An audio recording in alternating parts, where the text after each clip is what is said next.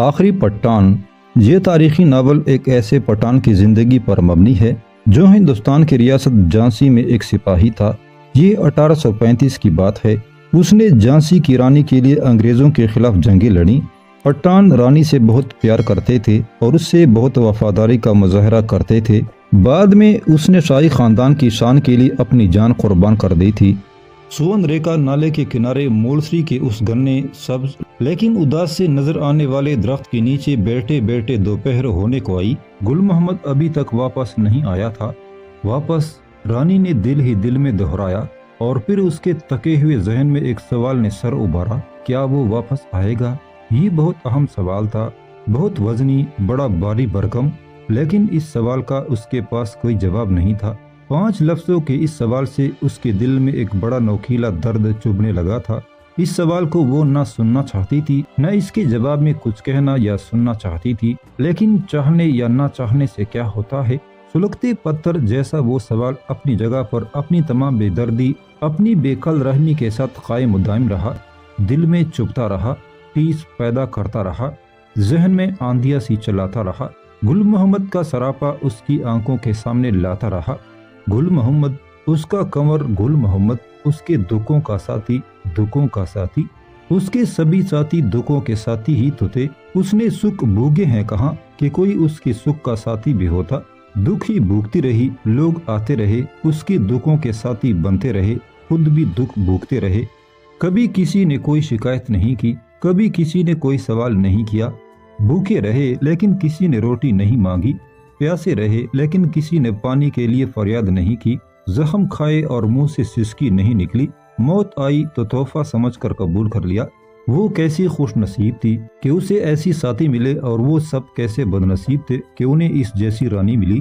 और अब ये गुल मोहम्मद, क्या वो वापस आएगा? इस बेरहम पथरीले सवाल ने फिर उसके अंदर सर उबारा और फिर उसका तका हुआ जहन और दुखा हुआ दिल एक साथ बोलने लगा, अच्छा यही है कि वो वापस न आए। भगवान, गुल मोहम्मद वापस न आए। इस दुखी आत्मा की ये प्रार्थना स्वीकार कर ले। गुल मोहम्मद वापस न आए। वापस आकर वो करेगा भी क्या? क्या मिलेगा उसे मेरे पास? भूख, प्यास, तकन, दर्द, भटकना, घाव, कौन, मौत, क्या मिलेगा इसके अलावा उसे मेरे पास? क्या दिया है मैंने उसे? क्या दे सकूंगी उसे? उसने तो मुझे इतना कुछ दिया है, पर मैं उसे क्या दे सकती हूँ? 2 जून की रोटी भी तो कभी उसे समय पर न खिला सकी। कितनी अभागी हूँ मैं। अच्छा है वो चला गया। अच्छा है कि वो वापस न आए। दूर चला जाए, बहुत दूर, जहाँ दर्द भटकता न हो, जहाँ तोपों की गर्ज न हो, तलवारों की जनकार न हो, काट न हो, मार न हो, जहाँ खून न बहे, न अपनों का न दूसरों का, जहाँ लालच न हो, स्वार्थ यानी खुदगर्जी न हो, झूठ न हो, मक्कारी न हो, गद्दारी न हो, जहाँ कोई अपनी धरती का सौदा न करता हो, अपने स्वामी की पीठ में जहाँ कोई चूरा न घूमता हो, जहाँ 5-5 साल तक के बच्चों का भी कत्ल न करता हो, जहाँ औरतों को अपनी इस्मत की सुरक्षा करने के लिए कुएं में कूदकर आत्महत्या न करनी पड़ती हो, जहाँ अपनों के साथ कोई ऐसा भयानक धोखा न करता हो, जहाँ कोई दुलारी न हो, कोई पाना शाह न हो, कोई दूल्हा जो न हो, जहाँ चुपकर अपनों पर चलाई जाने वाली गोली न हो, जहाँ जबरदस्ती की मौत न हो, वहाँ चला जाए गुल मोहम्मद। जहाँ जिंदगी इतनी कठिन न हो, जहाँ सांस लेना इतना भारी न हो, जहाँ उसकी कोई कदर कर सके, जहाँ उसे अपनी वफादारी का मोल मिल सके, जहाँ उसके दिन सुबह की गोद से चैन लेकर उठे, जहाँ उसकी रातें शाम की आंचल से मीठी नींदें लेकर उभरे, जहाँ आज का बदनसीब बंदेलखंड न हो, जहाँ आज की अबागी झांसी न हो, जहाँ आज से भागना न पड़े, जहाँ आने वाले कल की कल्पना भयानक न हो, जहाँ जिंदगी को इतना तकना न पड़े। भगवान, गुल मोहम्मद वापस न आए। वहाँ चला जाए जहाँ, लेकिन विश्वास नहीं होता कि वो आखिरी पठान मरने से पहले मेरा साथ छोड़ गया होगा। आखिरी पठान, हाँ आखिरी पठान, पर पहला पठान तो वही था। जैसे वफादारी गुल मोहम्मद से शुरू होकर गुल मोहम्मद पर ही खत्म हो गई हो और वो जीते जी मेरा साथ छोड़ गया। कैसी घिनौनी कल्पना है। छी, कोई गुल मोहम्मद जीते जी छोड़ने के लिए पैदा नहीं होता। वो वापस आएगा, चाहे मर ही के वापस आए, लेकिन वापस आएगा। काशी बाई एक दिन बता रही थी कि उसने गुल मोहम्मद को अपने लाल कुर्ती साथियों के साथ कहते सुना था कि पठान वफा के लिए पैदा होता है, वफा करते हुए ही मरता है।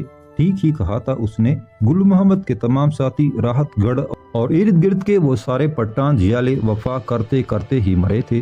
कोई कहीं नहीं छुपा था, किसी ने मैदान नहीं छोड़ा था, किसी ने पीठ नहीं दिखाई थी, किसी ने पीठ पर गाँव नहीं खाया था। गोली का गाँव रहा हो या तलवार का, हर गाँव गुल मोहम्मद के तमाम साथियों ने सीने पर झेला था। उनमें से हर एक ने बंदूक या तलवार से निकली हुई अपनी मौत को अपनी आंखों से अपनी तरफ झपटते देखा था, लेकिन उनमें से कोई एक कदम भी पीछे नहीं हटा था, जैसे वो मौत को नहीं जिंदगी को गले लगा रहे हों। कैसे दीवाने लोग थे, एक एक गिरता गया, एक एक मरता गया। जिंदा रहने वाले ने मरते हुए अपने साथियों के गांव से खून उबलते देखा था, उन्हें मरते देखा था, लेकिन वो चीखता चिल्लाता हामता दम तोड़ता खून उन्हें हिला नहीं सका था, उनको डिगा नहीं सका था, उनको डरा नहीं सका था, उनके इरादों को कमजोर नहीं कर सका था, उनके हौसलों को तोड़ नहीं सका था, उनकी हिम्मतों को पस्त नहीं कर सका था, उनके जोश को ठंडा नहीं कर सका था। बल्कि हुआ ये कि एक के मरने के बाद उसके जिंदा साथियों के इरादे और मजबूत हो गए थे, हौसले और बुलंद हो गए थे, जोश और उबाल आ गया था, हिम्मतें और चट्टानी हो गई थी। एक एक करके सब चले गए, बलिदान हो गए अपनी मातृभूमि पर। उनमें से कितनों के नाम तो मुझे नहीं मालूम, इतिहास में कभी उनके नाम नहीं लिखे जाएंगे। वो इतिहास उन्हें कभी नहीं जानेगा जिसकी रचना खुद उन्होंने अपनी जुर्रत से, अपनी वफादारी से, अपने लहू से की है। वो मर के अमर हो गए। ऐ मातृभूमि पर बलिदान होने वाले बहादुरों, ऐ अपने लहू से गौरवशाली इतिहास की रचना करने वाले सूरमाओं, तुम्हारी अबागी रानी तुम्हारे सामने श्रद्धा से नतमस्तक है, तुम्हें हाथ जोड़कर प्रणाम करती है। तुम्हारी आत्माएं महानता के आकाश पर हमेशा सितारों की तरह जगमगाती रहेंगी। तुम स्वामी भक्ति का आवर्ष हो, तुम देश भक्ति की मिसाल हो। तुम्हारी जिंदगी धनिया थी, तुम्हारी मौत धनिया है। तुम में से हर एक की मौत हजारों लाखों जिंदगियों पर बारी है, बारी रहेगी। काशी बाई ने ही बताया था कि तुम्हारे सरदार गुल मोहम्मद ने तुमसे कहा था, वतन की खातर मरना जिंदगी का आला तरीन फेल है। पहाड़ की तरह खामोश रहने वाला तुम्हारा सरदार समंदर की तरह गहरा है, पर वो गया कहाँ? अब तो कई घंटे हो गए, कहाँ है, कहाँ होगा? क्या वाकई जीते जी साथ छोड़ गया? चलो अच्छा है, भूखा प्यासा कोई कब तक युद्ध करे और किस आशा में? बड़ी मुसीबतें झेली हैं उस स्वामी भगत पठान ने, बड़ी चोटें सही है हौसले की उस चट्टान ने, बड़े सदमे उठाए हैं उस इंसान ने, 499 अपनों की मौत झेली है उस सूरमा ने। भगवान अब उसे कोई कष्ट न देना, हर मुसीबत से बचाना उसे, हर दुख से दूर रखना। रानी ने अपने उन 4 सरदारों, अपने गोद लिए हुए बेटे दामोदर और अपनी साथी मुंदर की तरफ देखा। वो लोग कुछ फासले पर गोलर के घने दरख्त के नीचे सर झुकाए बैठे थे।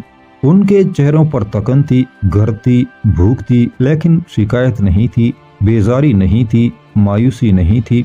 कमाल ये था कि इस दरबदरी के आलम में भी अज़म उनके चेहरों पर फैली हुई हर गर्द का पर्दा चीरकर खुद को बड़ी कुव्वत और बड़ी शिद्दत से उजागर कर रहा था। उनकी आंखों में कोई ख्वाब नहीं मचल रहा था। गरीबुल वतनी के इस आलम में भी कुछ कर गुजरने की चाहत तड़प रही थी। उनमें से कोई भी नाउमीदी का शिकार नहीं था। अमल के अबरन पर उनकी शख्सियतों की तश्कील हुई थी। हौसला मंदी उनका मिजाज था, सख्तियों ने उनकी परवरिश की थी, मुसीबतें उनका रोजमर्रा थी, वफादारी उनका किरदार थी। वो सब रानी लक्ष्मीबाई के दीवाने थे, झांसी के दीवाने थे, हिंदुस्तान के दीवाने थे।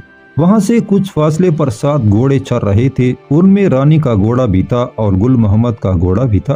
किस आशा पे ये लोग अब भी मेरे साथ हैं? एक तकी तकी सी ढीली डाली सांस लेकर रानी ने दिल ही दिल में जैसे खुद से सवाल किया। इन्हें पता है कि मौत किसी भी पल आकर इन्हें दबोच सकती है, इनकी जीवन लीला को समाप्त कर सकती है। ये जानते हैं कि मेरे साथ रहकर इन्हें किसी भी समय एक अचानक अंत के जबड़े में समा जाना है। फिर भी ये मेरे साथ छोड़ने को तैयार नहीं है। अगर मैं इनसे कहूँ भी कि मेरा साथ जोड़ दो और जिस तरफ और जहाँ तुम्हें राह मिले चले जाओ, जैसे गुल मोहम्मद चला गया, तो भी मुझे विश्वास है कि ये मुझे छोड़कर नहीं जाएंगे, क्योंकि ये स्वामी भगत हैं, मेरे अपने हैं, मेरी जिंदगी का हिस्सा हैं, मेरे इतिहास का अंग है। लेकिन स्वामी भगत तो गुल मोहम्मद भी है, वो भी मेरा अपना है, मेरी जिंदगी का हिस्सा है, मेरे इतिहास का अंग है। फिर वो मुझे छोड़कर, पर अच्छा किया उसने जो चला गया। मैंने दिया ही क्या है अपने वफादारों को। मैंने उन्हें भूख दी है, प्यास दी है मैंने उन्हें, थकन दी है, दुख दिए हैं, मुसीबतें दी हैं, कष्ट दिए हैं, बेघर किया है मैंने उन्हें, पाँव के चाले दिए हैं, मन पर बोझ दिया है, शरीर पर घाव दिए हैं, मौत दी है मैंने मेरे अपनों को। वो जिन्होंने मुझे जिंदगी दी उनकी मौत का कारण बन गई हूँ। कितनी दुर्भाग्यशाली हूँ मैं। मुझे तुमसे कोई शिकायत नहीं गुल मोहम्मद, तुमने अच्छा किया कि चले गए। ईश्वर करे तुम्हारी मुसीबतों का अंत हो गया हो। सुखी रहो, सुखी रहो, लंबी उम्र मिले तुम्हें। मेरा आशीर्वाद तुम्हारे साथ है, हमेशा रहेगा। रानी लक्ष्मीबाई ने वहीं जमीन पर लेटकर जमीन से उभरे हुए भूरे रंग के एक पत्थर को तकिया बना लिया और आंखें बंद कर ली। उसे अपनी जिंदगी से कोई शिकवा नहीं था। क्यों होता? जिंदगी ने उसे बहुत सी बुलंदियां अता की थी। ये बात दूसरी है कि हर बुलंदी के इख्तिताम पर एक दिल शिकन दुख ने उसका इस्तकबाल किया था।